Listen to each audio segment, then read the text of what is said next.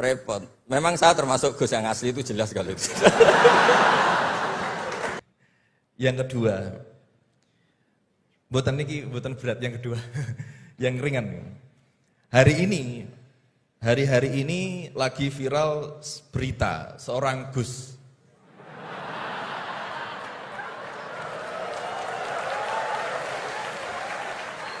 Mohon izin. Yang mungkin berceramah dengan kalimat yang kurang baik, mungkin diniatkan guyon tapi malah melukai hati orang lain. Tapi Masya Allah Gus Bahak guyon tapi tidak pernah melukai hati orang lain.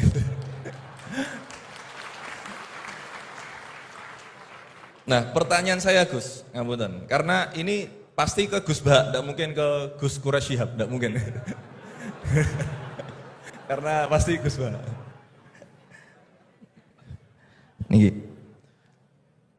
Sebenarnya sejarah panggilan Gus ini seperti apa gitu.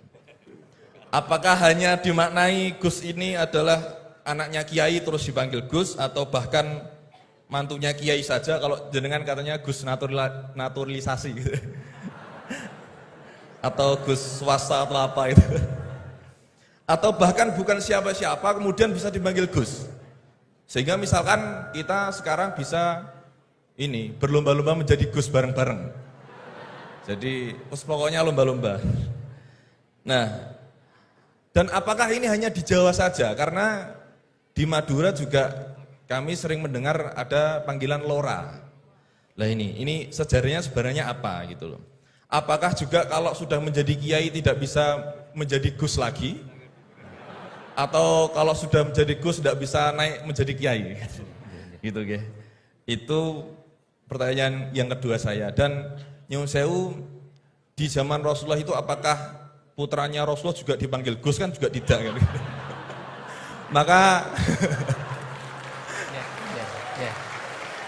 Maka kalau Gus ini tidak ada di zaman Rasulullah, berarti semua Gus ini bid'ah gitu loh.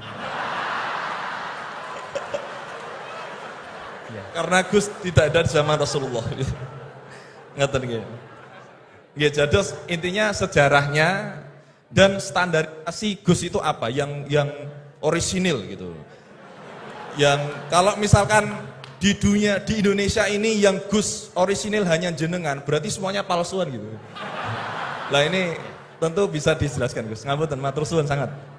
Wassalamualaikum warahmatullahi wabarakatuh. Waalaikumsalam warahmatullahi wabarakatuh. Baik, terima kasih Gus Maulana. Ini yang provokatif dulu itu ya.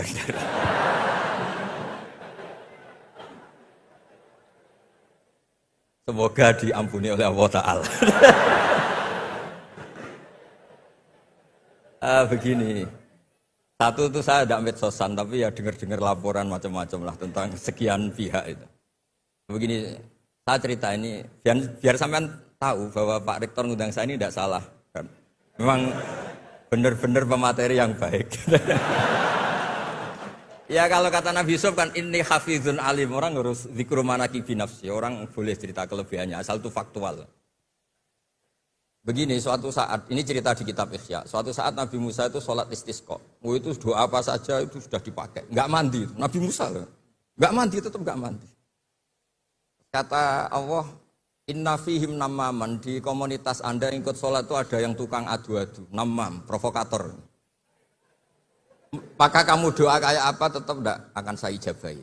Nabi Musa, ya gampang Gusti, tunjukkan orang itu siapa, nanti saya usir dari majelis.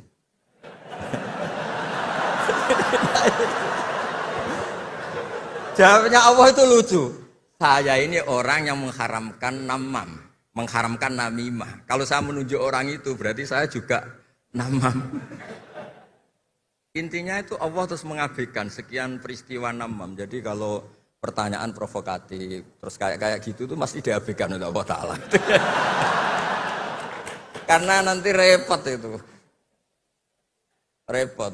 Memang saya termasuk Gus yang asli itu jelas kalau itu.